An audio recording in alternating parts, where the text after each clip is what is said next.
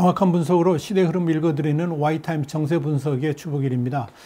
그동안 미국이 지속적으로 언급해오던 이 중국의 미국 대선 개입설에 대해서 이 로버트 오브라이언 백악관 국가안보보좌관이 또다시 경고를 하고 나섰습니다. 그래서 앞으로 미국이 어떻게 대응할지에 대해서 관심이 집중되고 있습니다.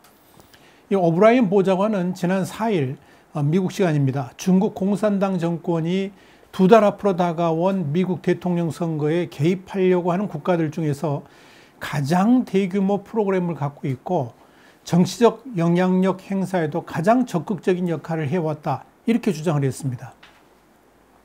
오브라이언 보좌관은 이날 백악관에서 가진 기자회견을 통해서 그렇게 말을 했는데요. 어떤 나라든 자신들이 희망하는 미국의 대통령 당선을 위해서 선전 공세라든지 영향력을 끼치려고 하는 노력들을 할 수 있겠지만 중국은 도가 지나칠 정도로 가장 적극적으로 행동하고 있다, 그러면서 중국을 강력하게 비난한 겁니다. 그러면서 이 오브라이언 보좌관은 우리는 미국 선거를 방해하려고 시도하는 사람은 누구든 엄청난 결과에 직면할 것임을 분명히 경고한다라고 말을 했습니다. 중국의 미국 대선 개입에 대해서는 윌리엄 바 법무부 장관도 지난 2일에 이번 미국 대선 선거 안보 최대 위협은 중국이라고 이렇게 딱 지목해서 말을 한 적이 있었는데요. 이 오브라이언 보좌관은 윌리엄 바 장관의 견해에 대해서 100% 동의한다 그러면서 다시 한번 중국의 미국 대선 개입에 대한 경고를 내놓은 겁니다. 미국 정부 내에서 이 중국의 미국 대선 개입 가능성 그리고 위험성에 대해서는 꾸준히 제기되어 왔었죠. 지난 7월에는 미 국가방첩안보센터 NCSC라고 그러는데요. 이 NCSC의 윌리엄 에버리나 국장이 성명을 통해서 굉장히 중요한 이야기를 했습니다. 그러니까 중국의 미국 대선 개입 의혹을 아주 낱낱이 공개를 했는데요. 내용이 이런 것들입니다. 해외 국가들이 선거판을 흔들기 위해 은밀하게 그리고 공공연하게 영향력을 행사하려 하고 있다. 또 중국 정권에 대한 트럼프 행정부의 강경 기조 때문에 도널드 트럼프 대통령이 재선에 성공하는 것을 중국은 원치 않는다. 중국은 투표에 앞서서 자신들의 영향력을 넓히려고 노력해 오고 있다, 이런 말도 했습니다. 또 중국이 미국의 정책을 좌우하고 정치인들을 압박하며 중국 공산당에 대한 비판을 줄이기 위해 영향력을 증대시키고 있다, 그랬고요.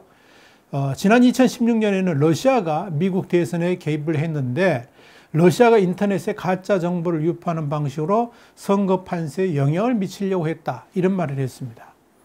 그리고 해외 국가들이 선거를 자신들에게 유리한 쪽으로 끌어가려고 하는데 그래서 이제 미국 정치정을 바꾸고자 애쓰고 있다는 거죠. 이들 국가들이 미국 내에 불화를 키우고 또 민주주의에 대한 미국 시민들의 신뢰를 떨어뜨리고자 하는 운동을 하고 있다라고 지목을 했습니다.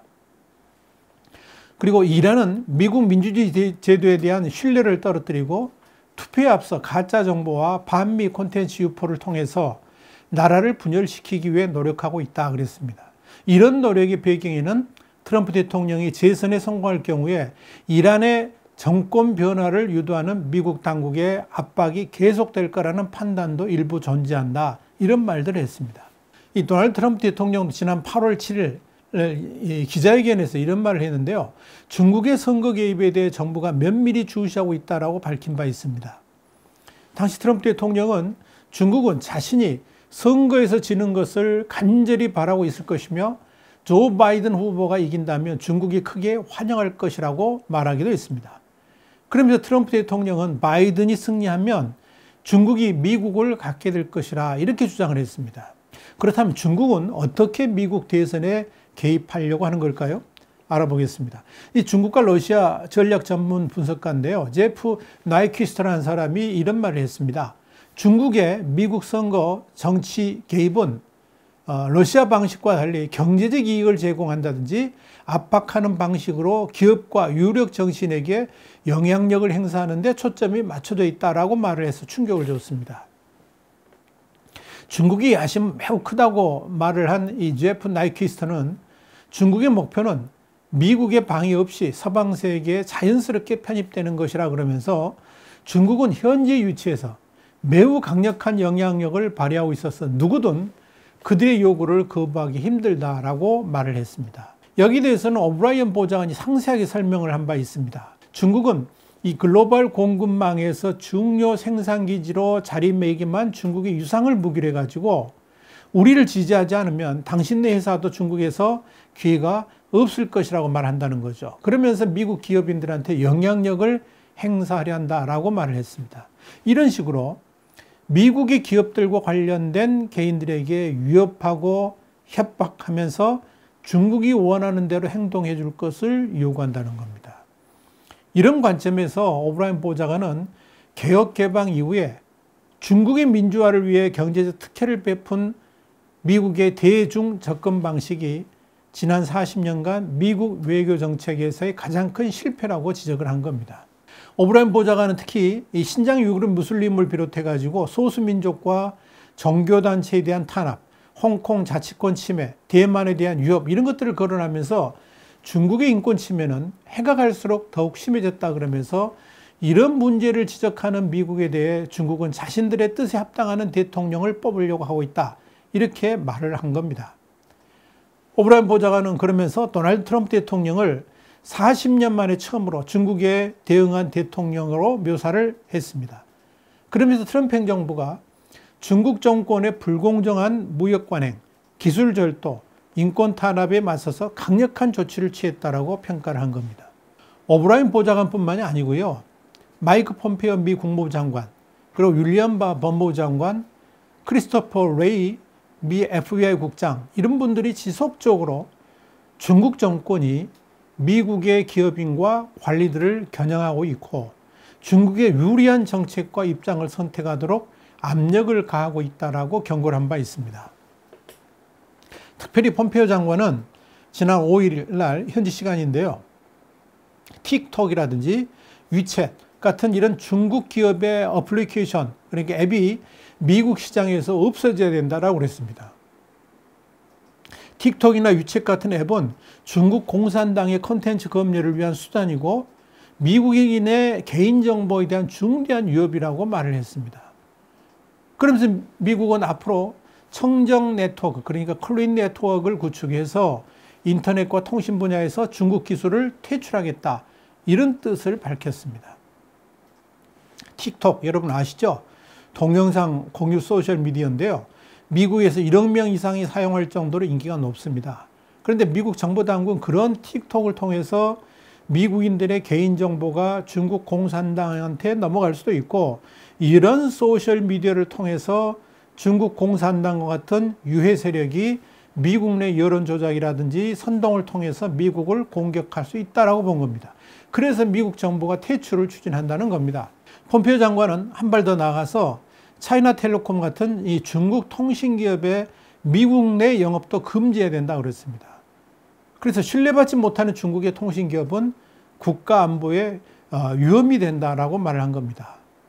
폼페이오 장관은 또 윌리엄 바 법무장관, 마크 에스퍼 국방장관, 체드 울프 국토안보부 장관 대행과 함께 이 차이나텔레콤 같은 이런 중국 통신업체 4곳의 사업 허가를 취소해달라고 연방통신위원회, 그러니까 FCC에 요구했다라고 설명을 했습니다.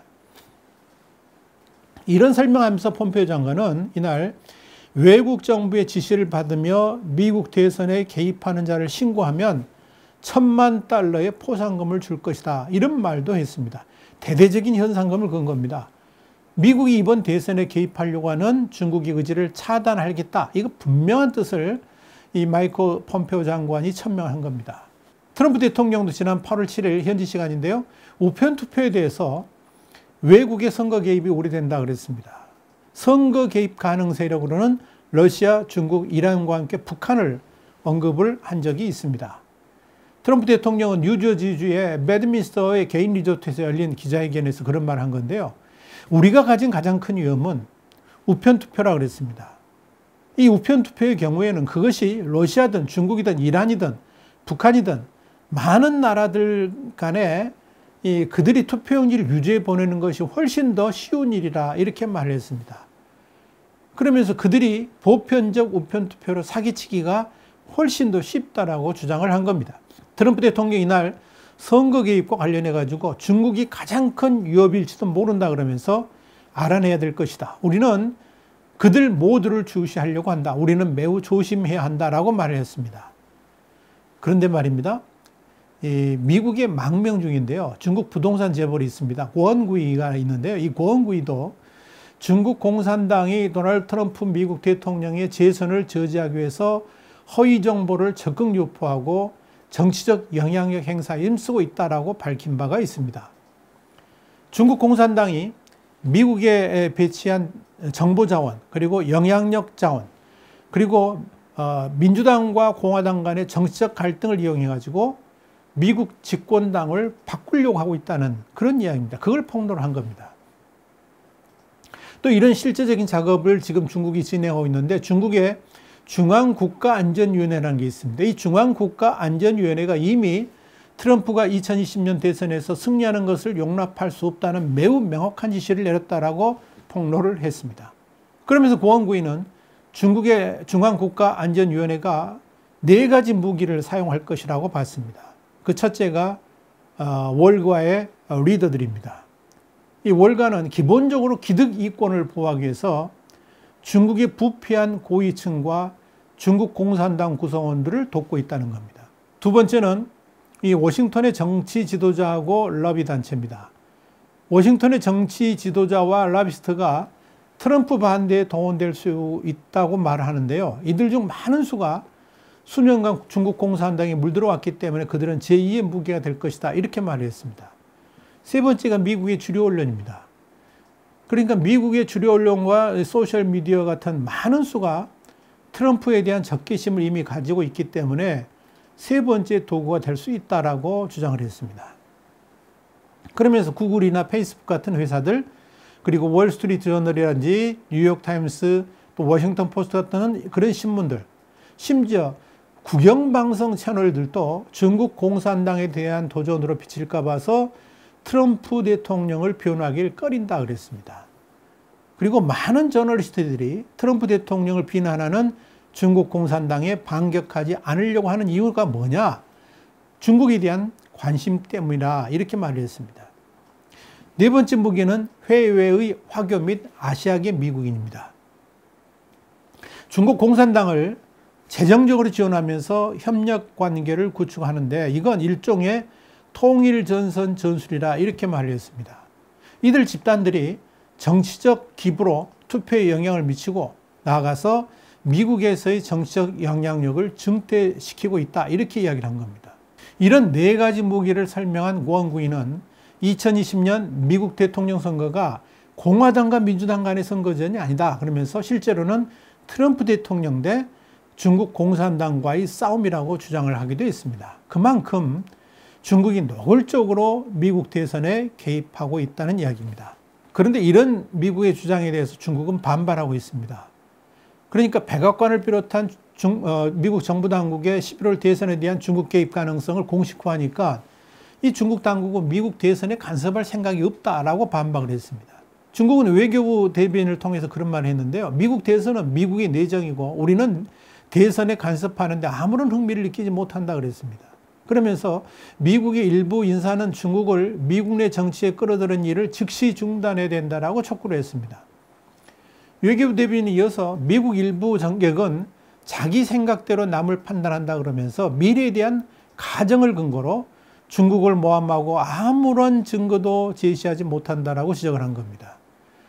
그러면서 이 대변인은 우리는 이런 장객들이 프로 정신을 가지고 미국의 명예와 국가 이미지에 책임 있는 태도로 임하기를 바란다 그러면서 중국의 오명을 씌우는 행위를 즉시 중단하기를 원한다라고 덧붙였습니다.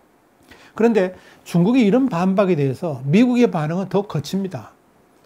오브라이언 보좌관은 도널드 트럼프 대통령이 대선에서 지는 것을 보고 싶어서 러시아, 이란 같이 중국은 우리의 선거 인프라 웹사이트라든지 그런 유형의 것에 대해서 사이버 공격이라든지 피싱에 관여해 왔다라고 주장을 했습니다. 그러면서 중국의 주장을 일축을 한 겁니다. 오브라이언 보좌관은 또 중국을 포함해서 외부에서 선거 방해를 시도할 경우에 엄청난 결과에 직면할 것이다 라고 다시 한번 경고를 했습니다.